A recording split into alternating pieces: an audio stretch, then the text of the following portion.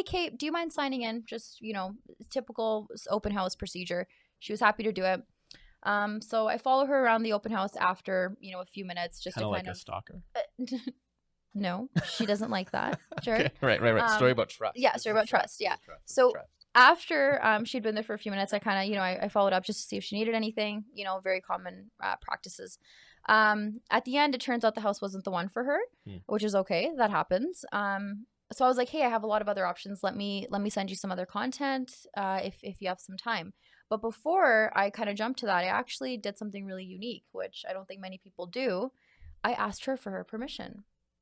I was like, Kate, would you mind if I followed up with you later on in the week to potentially send you some other content? And she looked at me, and it's funny because not a lot of people have looked at me like that. And she was just like, wow, no one's ever asked me for my permission before. And I was like, well, here I am.